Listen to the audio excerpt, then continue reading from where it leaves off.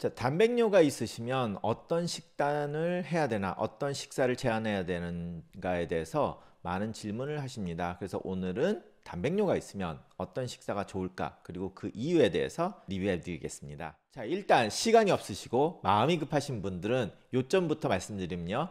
단백뇨 환자에서는 가장 중요한 게 저염식이고요. 그리고 저지방 식단을 하셔야 되고, 저콜레스테롤 식단, 그리고 단백질 섭취는 식물성 단백질을 선호합니다. 많은 분들이 혼동하는 점이 하나 있는데요. 단백질 섭취는 대부분 제한을 하는 게 공식적인 입장입니다. 하지만 이것은 환자의 상황에 따라서 의사들이 다르게 말을 하는 경우도 있기 때문에 단백질 섭취는 약간의 변동은 있을 수 있다라는 것이 먼저 단백뇨 환자에 대한 가장 중요한 요점 정리가 되겠습니다. 자, 그럼 오늘 강의를 좀 더 디테일하게 가면, 단백뇨가 있으신 분들이 그냥 단순하게 뭐를 먹어라 하면 모든 거를 커버를 하기 어려우니까 그 기전에 대해서 좀 더 이해를 하시면 어떻게 식사를 해야 되는지 좀 자신만의 아이디어가 떠오를 것 같아서 그 기전을 벌써 좀 더 자세하게 말씀을 드리겠습니다. 자, 거품이 나오면 단백뇨라고 생각하시는 분들이 많은데요.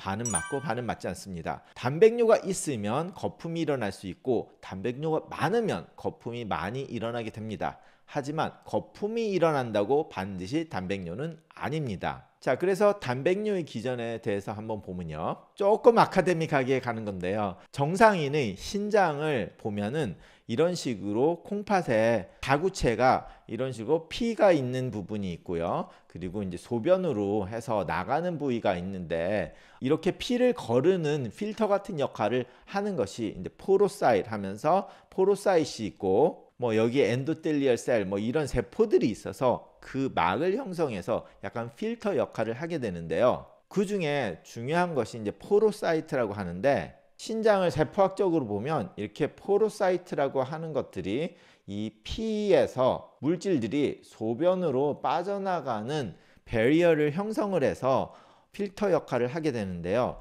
이 포로사이트가 데미지가 되면서 이런 식으로 바뀌면 이런 공간을 통해서 빠져나오지 않아야 될 물질들이 빠져나오게 됩니다. 그래서 정상세포에서 보면 여기 초록색의 알부민이 있는데요. 이 알부민은 여기를 빠져나갈 수 없을 만큼 크기 때문에 혈액에서 소변으로 나갈 수가 없게 되는 게 정상입니다. 하지만 콩팥의 포로사이트와 이 세포들이 손상이 되면 이런 알부민이 이렇게 해서 소변으로 나오게 되는데요. 다른 여러 가지 물질들이 같이 빠져나오게 되는데, 그 중에서 가장 중요하게 생각하는 게 이 알부민입니다. 그래서 단백뇨라고 하면 정확하게 알부민뇨와는 다르긴 한데, 단백질의 대부분이 알부민으로 형성을 하기 때문에 종종 단백뇨와 알부민뇨를 똑같이 설명을 하는 경우를 종종 보게 될 수 있습니다. 그런데 이 알부민이 뭐냐면, 우리가 보통 사람들이 알부민을 주사 맞는다고 하잖아요. 결과적으로 그런 이제 우리 몸 안에 있는 단백질 종류의 하나인데, 그 알부민이 몸에서 온코릭 프레셔를 제공하는 기능을 가지고 있는데요. 좀 어려운 말이지만 결과적으로 우리가 사구체에서 물질이 빠져나올 때, 소변으로 빠져나오려면 여기서 작용하는 하이드로릭 프레셔와 온코릭 프레셔, 이런 상호작용이 있다는 건데, 결과적으로 쉽게 말하면 우리가 온코릭 프레셔라고 하는 거는 물을 가지고 내가 끌어당기는 그런 성질을 말하는 거예요. 그래서 알부민은 스폰지처럼 내가 물이 혈액 안에 있게, 혈액에서 알부민이 있는다는 거는 스폰지가 물을 빨아당기는 그런 성질처럼, 이런 알부민이 어느 정도 있으면 물이 이 안에, 혈액 안에 있게 되는데, 만약에 이 알부민들이 소변으로 빠져나가서 없어진다면, 혈액 안에서 빠져나가서 없어진다면 이만큼의 물이 이쪽으로 흐르게 된다는 거죠. 물을 당겨들이는 힘이 줄어들기 때문에, 스폰지처럼. 자, 그러면 이쪽이 물이 증가된다는 건 뭐냐면 결과적으로 부종을 일으키는 역할을 하게 됩니다. 자, 그래서 단백뇨에서는 이렇게 알부민들이 소변으로 빠져나가서 알부민이 적게 되는데, 우리가 아프리카나 후진국에서 먹을 게 없어서 영양 결핍이 심하게 된 아이들의 사진들을 보면 이렇게 배가 뿔뚝하거나 다리를 꾹 눌러보면 이렇게 부종이 있어서 푹 들어가게 됩니다. 이런 식으로 배가 나오고 몸이 붓게 되는 그런 현상의 부종이 일어나는데, 이런 애들은 영양 결핍이 돼서 알부민이 떨어지고 그로 인해서 온코릭 프레셔가 떨어져서 부종이 일어나는데, 결과적으로 지금 말하는 단백뇨 환자들에서는 이 알부민이 소변으로 나가서 결국은 똑같은 일이 일어나게 된다는 거예요.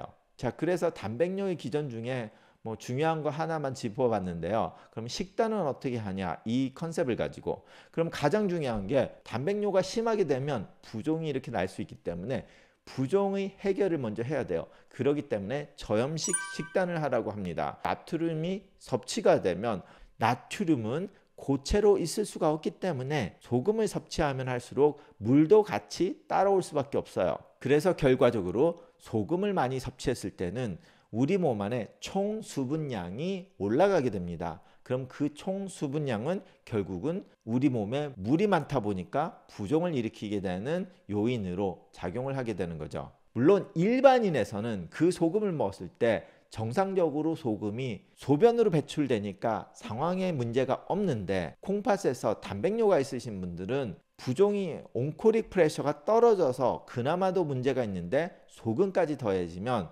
그것이 더 부종을 악화하는 일을 만들게 되는 거죠. 자, 그런데 여기서 간혹가다 의사들이 소금을 섭취를 해도 괜찮다는 말을 하는 경우가 있습니다. 단백뇨가 있는데도. 그런 경우는 어떤 경우냐면, 만성적으로 단백뇨가 계속 안정적으로 유지가 되는데 부종이 문제가 없을 때는 소금의 섭취를 늘려도 문제가 없을 수는 있습니다. 자, 그리고 두 번째는 저지방, 저콜레스테롤 식단입니다. 이 이유는 단백뇨가 심하면 알부민만 나오는 게 아니라 거기에 다른 물질들이 나오고, 그리고 콜레스테롤에 대한 대사작용에 문제가 생기게 됩니다. 그래서 단백뇨가 심하게 나오는 분들은 중성지방과 LDL, ApoB100이라는 이런 물질들이 증가하게 돼서, 그래서 우리가 흔히 말하는 콜레스테롤 수치가 엄청나게 올라갈 수 있어요.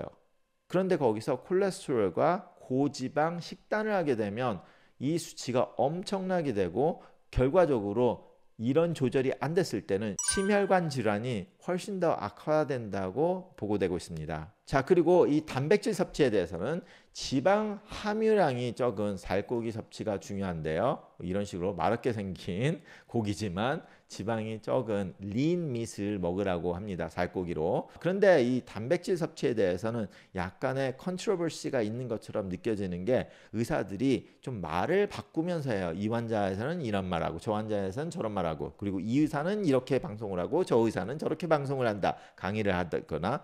왜냐하면 상황마다 약간 다른 이야기를 할 때가 종종 있기 때문입니다. 그래서 대부분의 경우 자신의 몸무게 킬로당 하루에 1에서 1.1g 정도의 단백질 섭취를 하라는 게 이제 대부분 말을 많이 하는데요. 그런데 이제 신부전이 있을 때는 더 적게 먹어야 된다, 이런 게 이제 공통적으로 말하는 겁니다. 자, 그런데 이제 더 자세하게 신장학회의 공식적인 입장을 보면, 자신의 몸무게 1kg당 하루 단백질 섭취량의 권장은 신부전이 1기에서 2기는 0.8g이고 신부전 3기에서 말기 신부전까지는 0.5에서 0.6g을 하루에 드시는 겁니다. 그래서 만약에 60kg의 환자분이 먹어야 되는 단백질 섭취량은 60kg 곱하기 뭐 0.8, 그래서 그걸 하루에 섭취를 하시라는 권장을 하게 되는데요. 다시 말해서 동물성 단백질보다는 식물성 단백질을 선호를 하는데요. 이것은 동물성 단백질을 섭취를 할 때 거기에 대한 대사할 때 훨씬 많은 부담이 가기 때문에 그 부담을 줄여드는 그런 효과가 있어서 콩팥에 덜 무리를 주게 된다. 뭐 유리아 프로덕션 뭐 이런 것들 때문에 좀 더 복잡한 이야기인데, 거기까지 가면 오늘 강의가 너무 길어지니까 그냥 일단 콩팥에 무리를 덜 준다. 그래서 식물성 단백질을 선호한다라고 하시면 되겠고요. 자, 그래서 식물성 단백질을 보면 뭐 대두가 가장 높고, 뭐 호박씨, 땅콩, 아몬드, 두부 이런 식으로 이런 물질들이 단백질이 많으니까 이런 걸 먹어라, 이렇게 말씀을 드리게 되는데요. 자, 여기서 환자분들이 또 헷갈리는 이유가, 콩팥에 단백뇨가 나올 때는 단백질 섭취해서 이런 거를 선호를 하는데 만약에 이제 3기, 4기, 5기의 신부전증이 좀 더 나빠지게 되면 단백뇨와 상관없이 신부전 자체 때문에 인이 쌓이는 것으로 인해서 심혈관 질환이 급속도로 악화가 되거든요. 그런데 이런 씨앗 종류의 음식들이 또 인이 많은 경우가 많기 때문에 그런 또 씨앗 종류를 먹지 말라는 얘기를 또 하게 되다 보니까 환자들이 굉장히 혼동을 하게 돼요. 그래서 이 상황마다 요거 먹어라 저거 먹어라 굉장히 혼동되는 추천을 하게 되는 이유가 여기서입니다. 그러다 보니까 의사들은 이 환자에서 지금 이 상황에서 무엇이 더 중요할까? 인이 예를 들어서 뭐 7.5까지 올라간 사람이라면 단백질보다는 인을 낮추는 게 훨씬 더 중요할 수도 있기 때문에 그럼 인 섭취를 떨어뜨리기 위해서는 씨앗 종류의 음식은 피하세요라는 말을 더 강하게 하게 되죠. 그런데 GFR은 그대로 유지를 되는 상태에서 단백뇨만 나오고 있다면 단백질 섭취해서 동물성 단백질은 좀 피하고 식물성으로 갑시다. 이렇게 말을 할 수 있다는 겁니다. 자, 그런데 이제 또다시 혼동이 되는 또 다른 문제가 뭐냐면 단백질 섭취 제한에 대해서 혼동이 되는 게 일반적으로 단백질 섭취를 하게 되면 단백뇨의 악화가 된다. 그리고 신부전의 악화가 된다는 게 가장 강력한 주장입니다. 그리고 제가 그게 틀렸다는 것도 아니고요. 그런데 상황에 따라서 이게 그렇게 중요하지 않은 경우들이 많이 있게 돼요. 공식적인 학회 입장은 단백질 제한은 신장 기능을 훨씬 더 오랫동안 보존할 수 있기 때문에 단백질을 줄여라 라는 게 공식적인 입장이고요. 그런데 제가 여기 방송에서 많이 이야기하는 거는 단백질 먹어라 그런 말을 많이 하잖아요. 당뇨 때문에 콩팥이 망가지는데 단백질을 먹는 게 낫습니다 라고 말하는 이유는 제가 단백질 제한 없는 식사가 신장 기능이 악화를 안 했다라고 주장을 했던 게 아니라 지금 현재 단백질을 많이 먹으면 콩팥이 더 빨리 망가질 수는 있으나 당뇨가 심한 사람에서 단백질을 안 먹게 되면 대부분의 환자들은 탄수화물을 먹게 됩니다. 그러면 탄수화물 때문에 당뇨 조절이 전혀 안 된다면 예를 들어서 당뇨 조절을 6.5를 할 거냐 아니면 당뇨 조절을 9.0으로 할 거냐. 왜냐하면 환자가 고기를 안 먹어서 배가 고프고 허기가 지면 간식을 하고 간식은 거의 대부분 다 탄수화물이게 되죠. 그러다 보니까 탄수화물을 훨씬 더 많이 섭취를 해서 당뇨가 훨씬 더 조절이 어렵게 되면 그래서 당화혈색소가 예를 들어서 8.5가 나왔다 9가 나왔다 그러면 고기를 먹게 해서 6.5가 나오는 게 훨씬 낫다라는 거죠. 물론 더 좋은 거는 야채만 먹고 맨날 운동하고 야채도 소식하고 뭐 그렇게 하면 금상첨화겠지만 그렇게 하는 환자들이 100명의 당뇨 환자들한테 하라고 하면 1명, 2명밖에 할 수 있는 사람이 없습니다. 당뇨 환자의 대부분이 뭐냐? 왜 당뇨가 걸렸을까요? 자신은 탄수화물 엄청나게 싫어해서 탄수화물 거의 안 먹는데 당뇨가 걸렸어요.